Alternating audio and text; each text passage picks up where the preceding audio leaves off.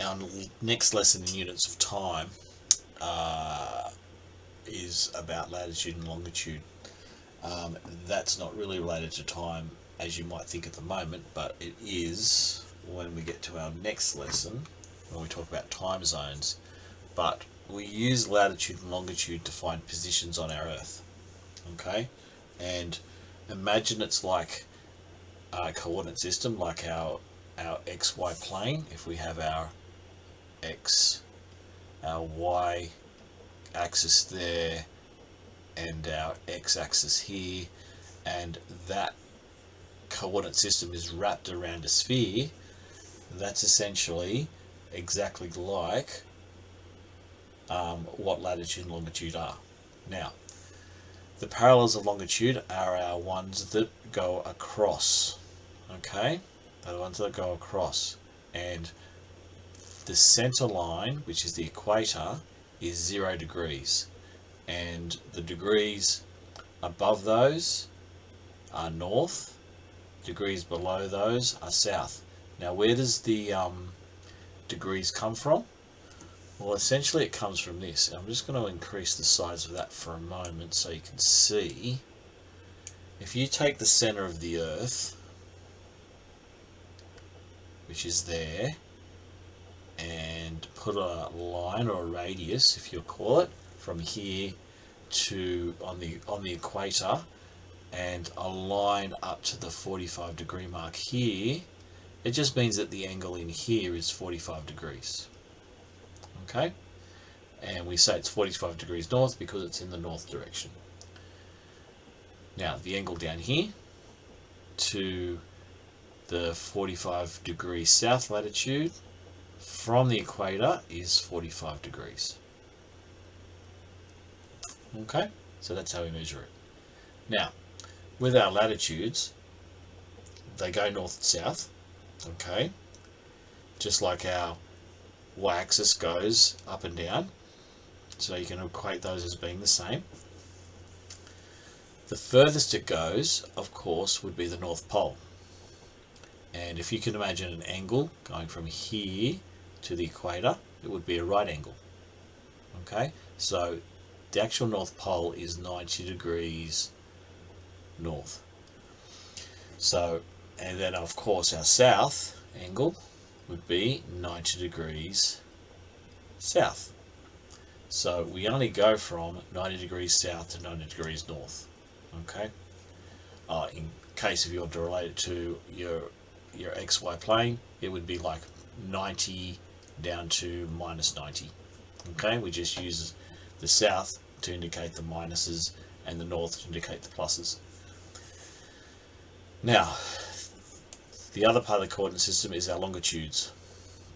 Okay, now just like the equator is our 0 degrees for our longitudes, the line called the Greenwich Meridian, okay, which is an imaginary line that goes through Greenwich, which is a town in England, or in London in England.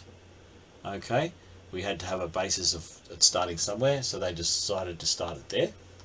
Okay, because one of the great scientific places of the world in the 17th and 18th century. So they decided to say keep it there, and then any position is either east or west of that in terms of degrees. And if it's this line here, which says it's 20 degrees east, basically means that the angle between here, it's very hard to see because I'm not sure if I'm able to draw it, but if the center of the sphere is there, then the angle between here and here is going to be 20 degrees. Okay, so 20 degrees east go this way, 20 degrees west goes that way.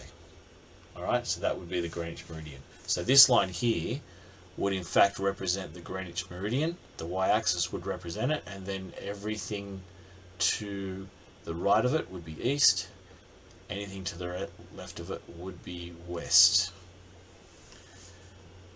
Now, to make it a little bit more clearer, I'm going to drag this down or drag this up and show you what it would look like if it was unwrapped. with the picture of the world on the grid. Okay, so there you can see the 0 degrees, the Greenwich Meridian. That's Greenwich is right up there in England. Okay, just in there in England somewhere. That point there. Okay, the equator is here. So you can see that we have degrees going north, degrees going south. Okay, up here typically would be 90 degrees north, 90 degrees south down here. Now you can see that from Greenwich, if we go in the east direction, we go all the way around to 80 degrees east, and in the west direction we go to around 80 degrees west. Remember the angle in a circle, all the way around an angle in a circle is 360 degrees. So if you go 180 degrees this way and 180 degrees in the west direction, this number here and this number here are exactly the same because we've got a full 360 degrees. And this has a specific line here. You can't actually see it on this one. It's actually a little bit further away from America. It's more out in the Pacific Ocean. But this line here where east meets west essentially is called the international date line. And we'll talk a little bit more about that when we talk about time. But at the moment, international date line, at the moment we just want to work out positions on a map. So for example, if we wanted to find what this position here, let's say this position here was, that's probably I think Russia up there. Okay, that particular place in Russia, what we would do is we would quote the latitude first. So I'm just going to put an arrow to that. We would say that position there is 60 degrees north. So we actually say, well, how far north is this place? Well, based on the equator, it's 60 degrees north. And then how far is it east or west? Well, it's east of Greenwich. How many degrees east of Greenwich is it? Well, we just match up the lines and it's 60 degrees east of Greenwich. So the coordinates of that particular point is 60 degrees east, 60 degrees north, 60 degrees east. Now, if you talk about Australia and where Sydney is, or probably in Penrith, which is roughly about there, okay, from memory, it's about, and I'm only speaking in rough terms, it's about 30 degrees, or 33 degrees I think to be exact, 33 degrees south of the equator, and it's about 150 degrees east of Greenwich. That is roughly where Penrith is, roughly. Okay, so it gives you an idea where we are on the coordinate system.